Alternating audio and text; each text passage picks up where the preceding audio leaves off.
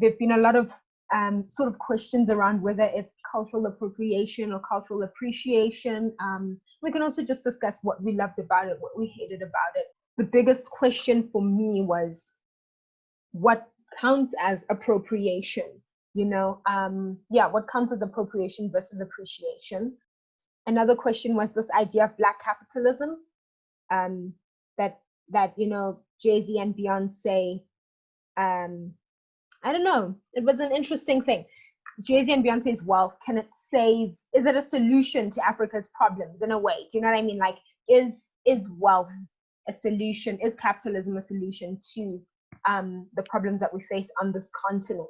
I was also sort of like ready to hate it because of because of how do I put this? Because of the Bay League. Can I call them the Bay League? The Beyonce's fans. Yeah, the Bay Hive. Yeah. I think because they love us so much, it's so difficult for them to allow for certain conversations to happen. Because I think that if you're going to be doing something like that and working with a lot of African artists, I should at least be allowed to comment whether or not how I feel as an African who has to consume this content. So I was ready to hate it. But then one thing came to mind where I was like, at the end of the day, Beyonce is not some kind of she's not this hero, she's again an artist that's constantly evolving, constantly trying to dabble in different conversations and do different things. And in order to stay relevant, I think she has to challenge herself. She has to go outside of her comfort zone. So do you think this is her going outside of her comfort zone? I think from what we're used to in terms of if she wanted to sell, let's just be honest. I don't think Beyonce makes music to sell anymore. I feel like she makes music that she wants. Okay, I think previously, she was kind of like working towards this level of expression as an artist. And I feel like previously her art was a lot more restricted, like it was a lot more commercial, If you think about the naughty girl, that era of Beyonce, it was a very polished and clean, and there was really no room for critique like what is happening right now. And in order for that to happen, you have to come out of your comfort zone, I think, as an artist. So I thought it was refreshing to see that she could, have such agency within her musical career. So I think those are my first thoughts about Black is King. But also, to be honest, I haven't seen it as well. I've just seen clips online. What do you think about the exploitation thing? Because I think like what I'm hearing from you, Tsepi, is that on one hand, you don't feel like Beyonce is making music anymore for a commercial audience, but yet she's still benefiting from an African aesthetic, you know what I mean? And a lot of people are saying this just counts as exploitation. She never travels to the continent. She never really, she never kind of addresses her privilege as an African American, yet she's reaping the rewards of an African aesthetic and almost making herself the center of an African aesthetic. So she is making, she made money from Black is King. She is continuing to make money with the Disney agreement. So what do you think about that? Like when people in general, what do you guys think about the exploitation? That this is just exploitation. It's just another money move from Beyonce. I think that it is a money move, but I also think that she has done something which has allowed for a lot of Black artists, especially a lot of Black entrepreneurs, to put their craft out there. She's working the system, I think, to the benefit of the people around her. And I think as much as it is exploitative, it's like, what is the option? What would people have preferred for her to do? I agree with that as well. Because for me, I also, before Black is King came out, and I was seeing all the chatter on Twitter and all the intellectuals were making their cases, and of course for me, I'm always wary of African Americans' expression of what being African is, and just this whole idea of Africa as a country, so I'm always like, you critique, you know what I mean? You go in there looking like, okay, let's see. But I think there is a thing of balance. We do have to give balance. And I think also there's the aspect of performing within a system, right? And also like with Beyonce and her whole empire, if I can call it that, or the religion of Beyonce. You know, there's so many different intersecting things with the brand of Beyonce, you know. So I feel like it's true. She is what she's like. I don't know, can we have both worlds?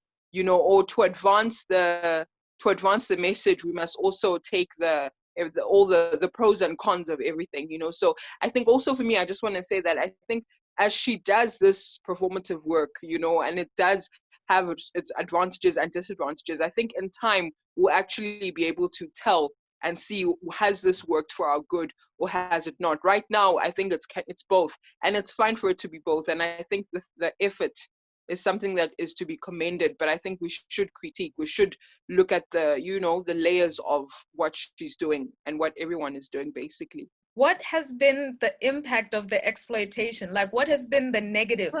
What has hurt so much that we are insisting that there's exploitation here? So I'm just wondering, what is that pain?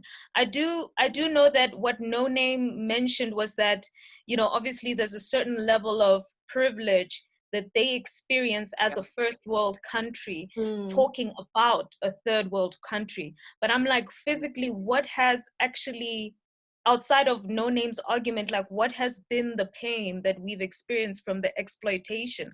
Because what I've seen more so is the exposure, the visibility of artists. Because think about it this way.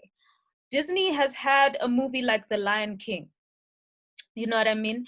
And they've used phrases like Hakuna Matata. And for the longest time, I never knew that Hakuna Matata is also a phrase that you find in Swahili. I never, Swahili, you know, I never knew that relationship. So I think that what I'm trying to put forward is that to have an artist that takes and also puts people, like also shows the African continent, I think that's a huge move. And I think it's more positive than it is negative, because we have seen what people have done when they've just taken from the culture and not given back to it at all, or like taken from the continent and not given back to it at all. So when you say taken from the continent, like who are you talking to? Who are you referring to when you say people? So I would like to bring up The Lion King. There's a lot of cultural references within that movie that were kind of just extracted from different parts of Africa and presented to the world as like a finished Disney project, you know? And within that, also feeding into the one narrative story that Africa is this place where there's just animals roaming, and, you know, it's just, there's the dark character that's the savage, the Scar, you know, of the film, who's his antagonist, or rather his protagonist in the film, is this light character who you know is put on a pedestal, who's royalty. So I feel like in that regard, you find instances where Disney has said, this is the one narrative that we want to put about Africa, but we're not going to highlight that there are designers in Africa. We're not going to highlight that there are, you know, other artists in Africa. We're not going to do anything with regards to that. We're just going to take what we want. We're going to create a product and we're going to resell it actually back to Africans as well. But is that different from Black is King? I mean, Black is King is a reimagining of The Lion King. And I mean, like I myself, you know, as an African, I wouldn't be able to necessarily separate the different tribal motifs or the different, you know, the different ethnic groups and their practices. To me, it does feel like a hodgepodge. It does feel like a one Africa narrative to me. You know what I mean? I don't think there's the West Africa side, there's the East Africa side, there's the Southern Africa side. I don't think there's really any distinction. It does feel like it's 54 countries, not even 54, like maybe 3-4 countries mashed up into one pot. There is an aspect of, like, we obviously have to talk about power, you know, and the place of power in retelling stories, right? I feel like when we talk about like just the hodgepodge, even like, let's say for example with Wakanda, Black Panther as well, and a similar thing of the person who tells the story hold some of the power, even like how they distribute that power, right? I think of Black is King and the use of African artists, right? So you can pick and choose which culture you will showcase as part of the story, right? So that means that obviously not everyone's stories, not everyone's cultures will get to be will get to be showcased. Some people will only see aspects of their own culture. So I think, and I think it's like what you said, Tsepi, in terms of like pain, like where's the pain? I don't know if it's so much about pain, maybe it's also about memory. It's also about generational memory, you know what I mean, in terms of how stories are told. Our stories are told, how our stories, I mean, like Africans, Black people, and that's why I was saying there's a nuance, there's a balance to it. It's not, I don't know if we can even like pinpoint and say, well, this is where I feel pain. This is where it's so that she's just taking a snapshot of the way we used to do our hair as people from wherever, you know what I mean? So I don't know, but I do think, for me, I think it's the nuance of critique and layering and seeing, and not just taking things wholesale, like actually giving thought to how these stories are told. And I feel like it feels like, and it looked like there was thought that was given to the telling, and I guess it's also a thing of, it's like, well, at least it's being told. For me, there's a feeling of, well, at least someone is doing it, I don't know, but at the same time I still critique, but I still appreciate the retelling or the effort that is being made, and also understanding that Africa is however many countries, 54, and counting, so like how do you tell everyone's story, how do you not miss out on one person's story, so yeah. Like I guess I'm in the middle. I think it goes back to Tsepi's question about what would you have wanted her to do, because like right now it just sounds like you're damned if you do and you're damned if you don't, because how can we put, so I feel like it's a burden to put onto one individual to represent an entire continent in a way that is fitting to the individuals of that continent. Like there's so many different people on this continent. There's so many different ways of existing. There are many ontologies on this continent. How is Beyonce meant to represent everybody in a just way? Is that even possible? I feel like when I think about the question in that regard, I then feel like it's almost unfair to expect it of one person. And to then say, no, like, because you didn't do this, then what you've done is problematic. And, obviously no one is really calling for cancelling her because she's Queen Bey. So I don't even know if she's cancelled. But yeah, I'm like, I guess I'm posing that question to everybody. Like, what would you have wanted for those who found it problematic or who felt like the narrative was too monolithic? Like, what would you have wanted? I mean, I think for me, one of my problems is, and I think she's also putting herself into the category of, a savior, a foreign aid worker in a way. Do you know what I mean? I feel like she is placing herself in that category, where she is saying, I'm representing Africa, and I think largely for people who aren't Africans, it's very easy to see one or two, 3 or 4 different cultures and say, hey, that's Africa, but for us, we want nuance, and maybe we're the only ones who can deliver that nuance. You know what I mean? Maybe it's just for us to start making our own things rather than waiting for. Because okay, when you say that she's situating, like, can you give some examples for some of us who aren't exactly sure? Like, how is she situating herself as being the center, as being the spokesperson for Africa? I mean, to me, I just feel like the fact that it's a film by Beyonce, you know what I mean? Even though it was the different units were directed by different people, it's under her name, you know what I mean? And I'd be interested as well to see. I'd be interested to see what has the impact, because we're talking about exposure. One of my biggest grievances is the perpetuation of this. Of an Africa that has gone. Do you know what I mean? Like a very romanticized version of Africa, very romanticized as a pre-colonial version of Africa that is really centered on this idea of tribal unity, and it just feels very pre-colonial. Do you know what I mean? An Africa past, not an Africa present. And I guess I'm interested in how do we get Africa to be seen as it is now, rather than this kind of past idea of Africa, rather than just celebrating this past idea of Africa. And I saw one of the critiques of the film was that, not everybody was a king and a queen in the past. Some people were slaves, some people didn't have much, but yet they still have dignity. Your dignity doesn't come from being a king or a queen. Your dignity comes from being a human being, from being an ordinary person. And I guess for me, it's what about the ordinary, everyday African? Not the king, not the queen, not the rich, not the wealthy. What about them? Why are they not important in this narrative? It's because they're not important in capitalism, full stop, like in a capitalist society, no one really cares about the ordinary person. People always care about the one who's made it. No one wants to be the ordinary person. That's the person who the movie starts off with, then by the end of the movie, the person has become someone who's worth having a movie about, and I guess I feel like some of the problems that are being posed to Black is King are almost a system, a problem of the system more than a problem of the individual.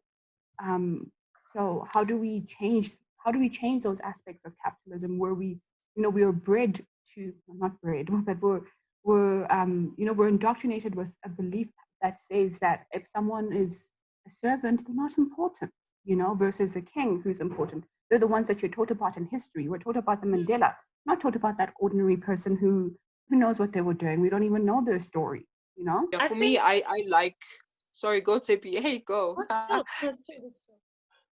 No, you go, because I okay, no, you know what? I just wanted to say, I just wanted to say that I like creating memory, like pictures with pre-colonial Africa, because we don't do that a lot, and yes, it's unfortunate. The thing is, we were kings and queens, because I think the idea also, the belief would be also that, no, before the colonizer came, we were, living our lives, you know what I mean? We're doing stuff. We're building libraries in Timbuktu. We're, there were nation kingdoms and that kind of thing. We're actually doing stuff. So I do like the influence of pre-colonial Africa and just how we begin to actually paint a kind of a possible picture of that. Of course, not all of us were kings and queens. That's understandable. But for me, I'm like, yeah, because we do situate Africa very post-colonial. If it's not colonialism, it's also post-colonial, it's apartheid, it's a liberation struggle, that kind of thing. So I think there's maybe an inferring of the African story, what were we doing before Van Riebeeck came, before people started naming land after themselves as though they are the ones who found it, that kind of thing, So for me, I'm like, oh, okay. So yeah, can we continue doing that? So I guess maybe this is just one aspect of that. I kind of like that, actually. So I also agree. I think like when the person raised that criticism of, there were people who weren't kings and queens and their lived experience is still legitimate and they still carry value and worth and stuff. I agree with that as well. But I also feel like the dominant narrative that a lot of Black people are indoctrinated with is this thing that you come from nothing, whereas all other races come from something. They have a glorious history, whereas your history is not a glorious one. Your history starts with being dominated. That's your identity. That's how you should situate yourself in life. And I guess I think it's important to have narratives of, no, they were kings and queens, and to put that forward, instead of at the backdrop, because we already, like right now, we already have so many narratives that say that Black people were just sitting around, like if I reflect back on my first year experience in university, I remember how I was friends with a history student, and so she was in second year and I was in first year. So I was just like asking her what she was learning in history and all of that stuff, and then she was just like, no, so so far we've learned that Black people weren't doing anything, and they were just sitting around and stuff, and it really wasn't until the white people came that taught them these one or two things and stuff. And I was like, oh, are they really teaching you that? And she's like, yeah. And I was like, no, but that's problematic though. Surely not all Black people were doing nothing. And she was like, no, you're actually problematic for thinking that there's a problem with someone not doing something. And I was like, okay, I get that. I get that it is problematic to think that there's a problem with someone with thinking that someone not doing something is, you know, a problem in itself. But I think it's also problematic to create I guess, as Sepi said earlier, you know, bringing it back to Chimamanda and the, you know, one story narrative. You know, I think that's also problematic, and especially since the one story that has dominated African narratives is Black people were basically doing nothing. They should be grateful for colonialism. That's why, you know, Helen Zille's busy saying what she's saying, you know? So, you know, when I think about it in that lens, I'm like, I think it's beneficial to have a Black is King that celebrates kings. But I also, yeah, I guess it's hard, hey? To me, It's I hard, just think there needs to be some kind of a balance. You know what I mean? Like I really loved Black is King. You know what I mean? There was actually a point where I was just enjoying the movie. I just like, you know that Michelle Obama. But I was just enjoying it rather than critiquing it, because I do believe that we do need to have narratives like this. But I think that we should critique the narratives. Do you know what I mean? Like, we need a spectrum. We need to be able to say Black is King did this really well, but it has flaws here and there and the other. You know what I mean? I don't think that it's just something that we should accept wholeheartedly. There needs to be able to be space for us to be able to say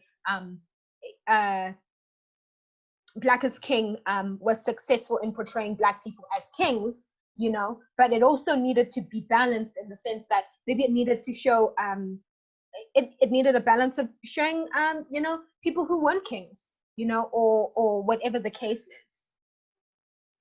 I think it's also interesting to keep in mind that so there is this idea of Blackness, and then there is this idea of Africanness. And in my opinion, like, I understand it as, you know, there was African before there was Blackness. And Black is, in my opinion, a word that is has more of its origins from European culture, so from European words. So I think when you are an American, when you are, you know, an African American, living in a, you know, an area where the word Black has had to gradually move from being just a negative word that implies, you know, danger or that implies savage, to moving into the royalty of Africanness.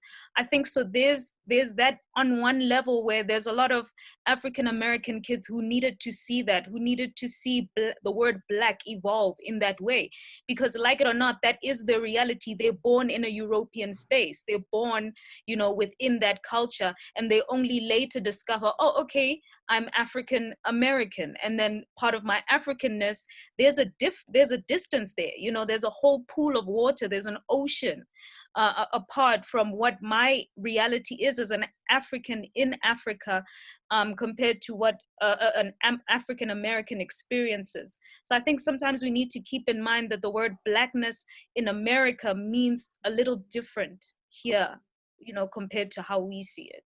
Yeah, I definitely agree with you there. I think that was also a sense that I had as well watching the movie, is that and also with Black Panther to some extent, you know, it did feel like this Black is King was almost like a bit of escapism in a sense. Do you know what I mean?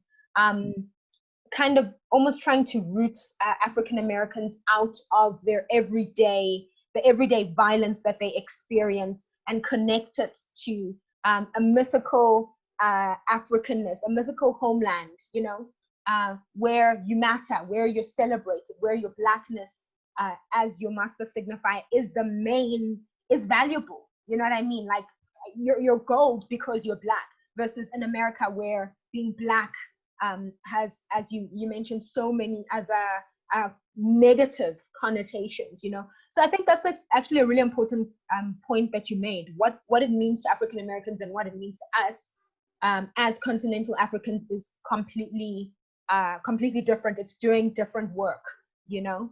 Yeah, I agree. Like, that actually, I think it gives it more weight when you actually realize, you know, that the audience wasn't necessarily Africans or Africans on the continent.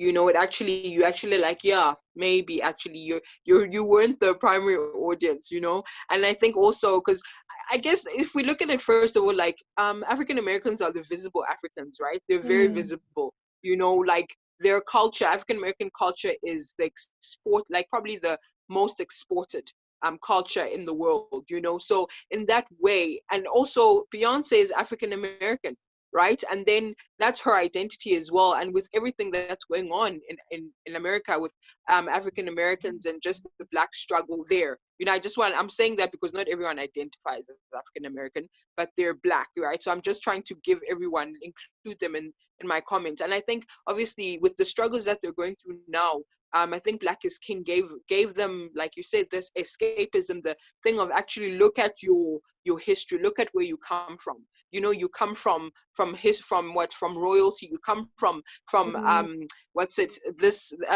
what you call it, like an interweaving of cultures that are just. It's Yeah. not just, this isn't what you're experiencing now. Isn't all there is to who you are. You know, so like look at that, like turn away from this European what do you call it, like just this subjectifying, or this dominance that the Subjugation. Europeans want Mm. to, yeah, subjugation. You know, look away from that and look at Black is King. Look at who you are. I guess it's a thing of lift your head up, you know, like walk with your back straight. You know, you are of royalty. And I think it's beautiful if, like, we are just to remove all the other conversations about like how we feel and where are we, you know, trying to situate ourselves in the conversation and just situate Africans, Americans, and the Black experience in America. It's like, it's a beautiful thing, to be honest. If we're honest, actually, if it's not about us and it's about them, then it's like, yeah, have your flowers, basically.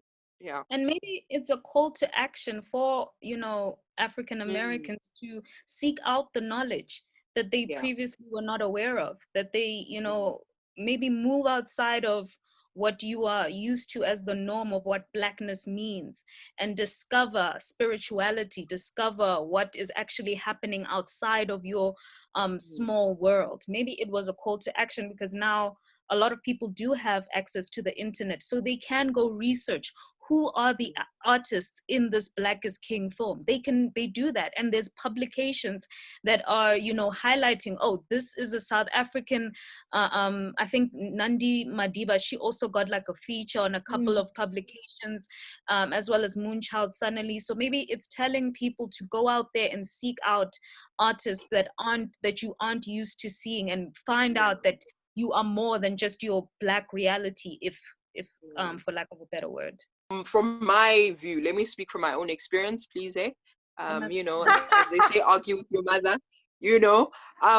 Like I've seen how African Americans are very insular in their experience. I think it surprises them when they, like, for example, Trevor Noah, when he shares his apartheid, growing up in apartheid experience, and it's like, oh my God, that's, you know, like it's this, there are parallels between the Black South African and the African American, right? And it's like, oh wow, you know, other people are experiencing this. And even just the idea that even British Black people experience racism also, oh my word, it's almost like a surprise, because I guess you're so anchored in your own Black experience. And I guess maybe that's even just the history of like slavery, the thing of where slavery cut off that anchoring that a lot of African Americans should have, you know. True. And maybe even this like what do you call them, movies or productions, films, you know, like Black Panther and Black is King, are trying to make those connections back to the motherland, you know. And I don't say that in a very glib way. I mean, I'm like, it's a good thing, like, let's reconnect, you know, because I think we're more powerful together, obviously, you know. But of course there's nuance there, like, you know, I think maybe the idea of that African Americans have of Africa can be very you know, motherlandy, you know. But it would be great if actually they can be anchored in realness. Like, for example, I think of how like Ghana as a country is giving citizenship, or what, permanent residence, whatever, Yeah, passports. they're allowing more. Yeah. Exactly, like things like that, where we actually open conversations and we say, you're allowed here, you're allowed to come back, you're allowed to visit, you're allowed to just come and reconnect, you know, and just come and get to know Africa better, you know. I think that's beautiful. And I think maybe that's also a kind of retelling of history, in terms of like we've always, Black people have been at the bottom for so long, and now we're beginning to see something of that changing. I'm hopeful. I mean, I hope it is changing, but like we've never been in this place before, if we're honest. Where we're, Black is an ascendancy, a kind of ascendancy. Like, am I wrong, guys? Do you feel that? Like, I I don't feel know. I feel it too. And Yeah. just to add on to what you said earlier on, damn it, I think I actually might have forgot what I was going to add on. But I just wanted to say that also this idea that within slavery and within having individuals being transported from Africa to America, there was also like a divisive nature about like saying, dividing people even when they were there, like creating disloyalty amongst us as African people. So I just wanted to add that that's also part of when you imply that, their relationship with slavery, that within it, there's also this idea that we shouldn't be together. There shouldn't be a collective of African people, moving in a positive way. Yeah. And I think, sorry, go ahead. I just wanted to say, and I think in that, so when we're critiquing productions like Black is King or all these things where it's like, oh, is it cultural appropriation or whatever, I think then the nuance also is there in terms of like, let's allow African Americans or people who have been displaced from Africa, let's allow them room to explore their Africanness, even still critiquing, but also understanding that where they come from, there's a need to understand, a need to reconnect. I just wanted to bring up that that idea of hierarchy where, even though you're subjugated and powerless in one context, in another context you have privilege, and I think that's largely what's missing from the Black is King conversation, in terms of even allowing African Americans to feel free to explore their roots and feel free to explore their ancestry. I don't have a problem with that at all. But I have a problem with them not acknowledging the position of power that they hold in terms of global Blackness, and also in terms of they're still American at the end of the day. You know what I mean? Even though they're subjugated in America, they are still American at the end of the day. And I think it's a thing of them also.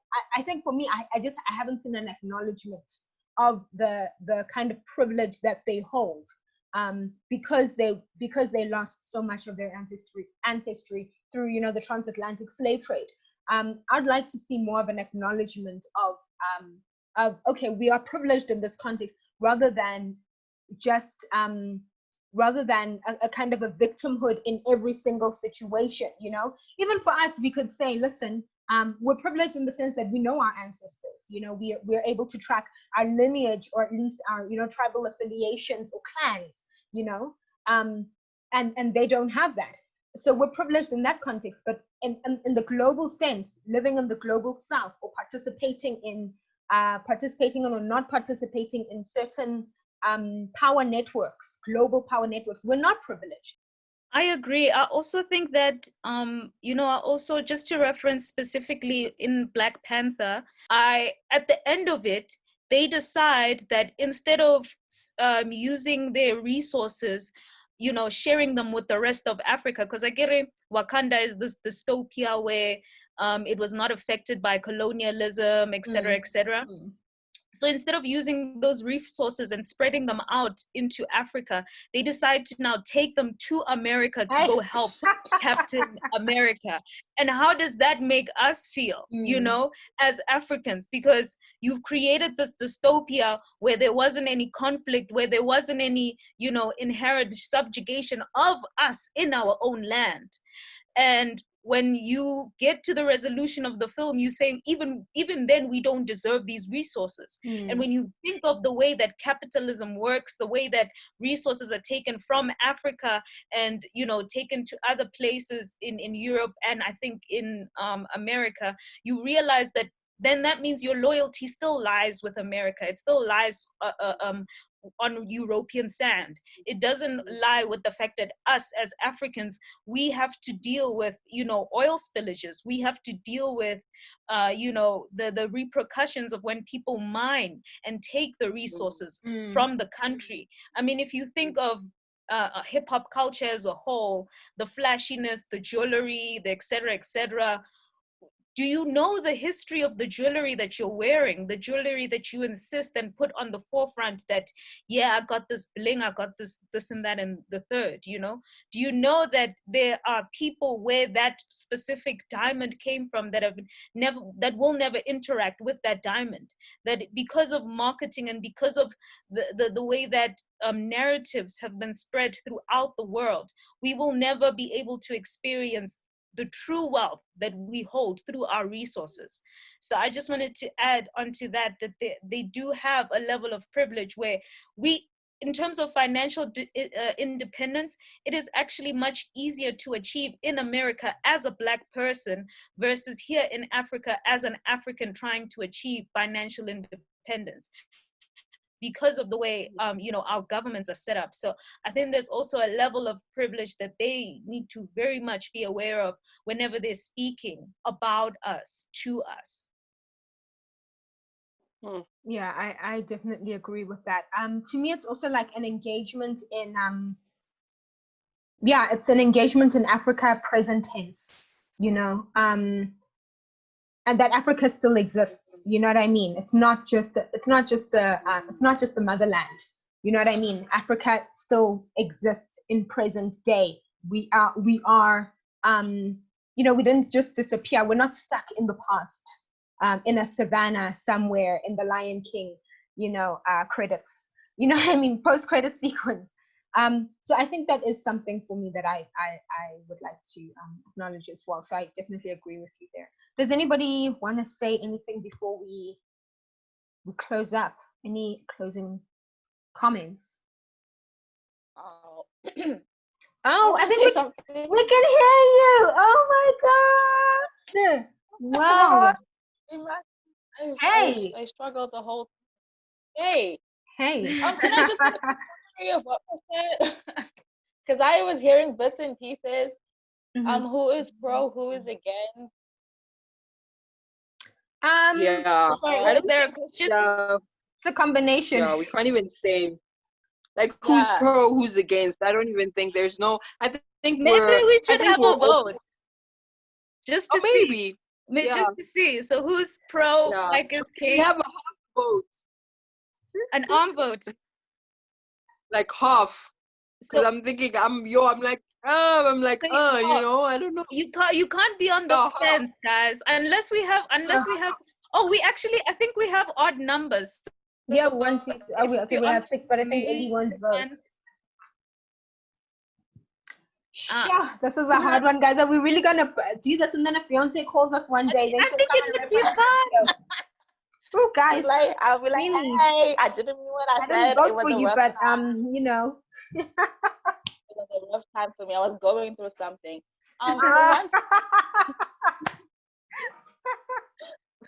The one thing I think is that if it's a celebration of culture, why can it not be a celebration of American culture? Why? Like I did express that. I mean, she's from Alabama, she's from Louisiana, she's from Texas. Why has she never made an effort to rep those? Yeah. I understand that she wants to pay homage to our ancestors. But as much as our ancestors, their ancestors came from Africa, but ancestry is deep. Ancestry goes beyond root of roots. So why has she never done anything, the sake of Louisiana or Alabama or Houston? Why does it always come back to Africa? Number one, and number two, if she's so about, repping Africa, then why does she not just use an all African cast and not be in it? Just be a director. We will hear her voice, but she will tell the visual story with Africans. why has she not thought of that as a concept since she's trying to, you know, rep Africa? So I think that why she didn't use an all African cast is I think that people really do pay to see Beyonce, like they pay to see the actual person together with whomever Not she'll Jay-Z. be there with. Yeah, we're here to see Beyonce. Jay-Z is just a plus. And I can't remember the other question. Oh, you said, why doesn't she pay homage to Louisiana? I think that's what she attempted to do in Lemonade. Yeah. I think she did attempt to pay homage to her roots in America.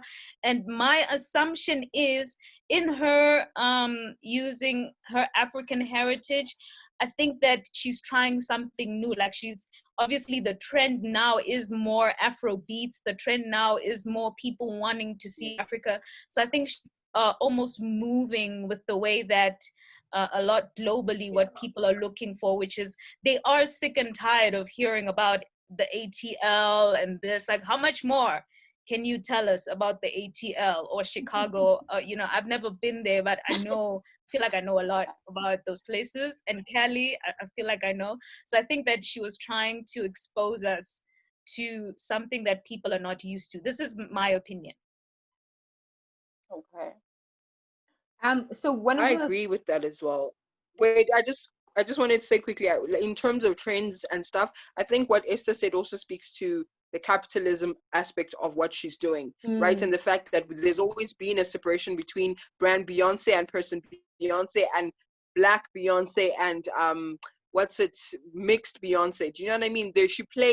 She's dabbled in all of those things. Because remember when I think Lemonade came out and like there was this thing of where a lot of white people were like, oh, she's Black. Oh my word, Beyonce's Black. Like, yeah, she's Black. Well, she identifies as Black more than anything else, you know? So, you know what I mean? So I think we'll see. And that's why I said in the beginning, we'll see what happens with this. Because the story is just beginning with the thing of the performance of Blackness in whatever construct that Beyonce is performing it in. We'll see what happens. Like there's still time. Like when the next thing she does will tell us where some of this is going, and then the next one, then the next one. And then if the trends shift, then we'll know that, okay, like Miley, we'll know when the waters move a certain way, someone's gonna say, I'm not hip hop anymore, I'm not whatever. Is this real? I think time will tell us whether this was a thing of I'm Black and I'm owning it, or it was just a thing of, well, you know, that Afrobeat sounds awesome, Lion King sounds good, I'll secure the bag, but let me stop being glib about it. But yeah, that's just my thoughts about it. Yeah, we'll see in time. Yeah, there'll be a revealing. I think one of the things is also that, you know, when somebody actually who was supposed to be in this chat, who was supposed to jump on the group chat,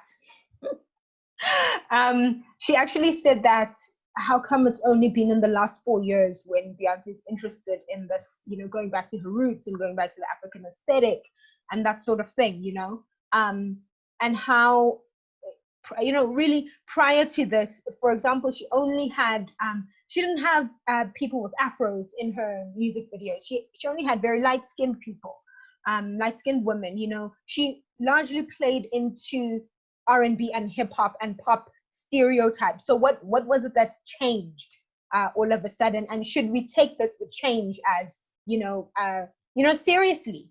Or is it just another form of just going with the wind? Wherever the money goes is where we're going to go, you know? Maybe it's a character arc.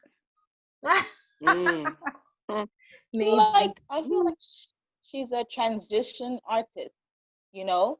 It's really a move with the time thing, because about 4 years ago, a lot of crazy stuff was happening in the USA, or a lot of crazy things were being exposed, because, I mean, these things have been happening forever, you know? Yeah. That thing where she took one of the guys who were killed. Oh, she took the guys who were killed mothers to an award show, you know, and all of a sudden she just had this whole, you know, I'm Black, I'm African transition. But prior to that, she spoke to white people, Black people, people of color. She was a pop artist, you know. She was like a Michael Jackson, as to say. So how did she just wait? Also, she was a feminist as well. This is woo, child.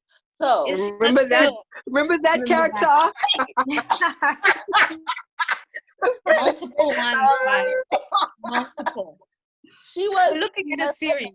At a point, definitely. you know, so she is a transition artist. Whatever is happening, whatever is hip at the time, she will transition into it. Beyonce never used to rap. Jiggy Jiggy, now every other song Beyonce's in there just spitting her bars like, okay, girl, I see you, sis. It's something like she is with the times, and it keeps her relevant, you know? It does. It does. You actually, you remind me of a conversation we're having about like WAP, right? And with Meg the Stallion and what's the other girl? Cardi B. You know, and how like where's your career going? Like every time you're just singing about the same, rapping about the same stuff. But I'm like, what will a Cardi look like in 5 years? Are we still gonna have WAP 2.0? Do you know what I mean? Like, are you gonna, do you know, like, how do you, because like Beyonce is cementing herself. This is like, this transition thing is working for her. Like she has, like, you know what I mean? Beyonce is like, what we celebrate her birthday like it's a national holiday for some people. So I'm saying, like, when you compare that, it is true. She is a transition artist. When you look at your Cardis and your Meg, even Meg is early, but like all you sing about is the same stuff, guys. Like, you know, can you have a bit more? Even like Nicki, I know to some degree. So Beyonce is different. She's doing something different. And I guess she's learned the trick of the trade, if we can say that. You know, that actually to stay relevant, move with the times. Don't present the same Beyonce. People will get bored. They'll get bored. That's true. know, so yeah. That's her bread, man. That's how bread. she makes her money. She can act, you know, so at least if she can actually transition into, she cannot. Oh, she okay. cannot. So she We're all cannot. like, huh?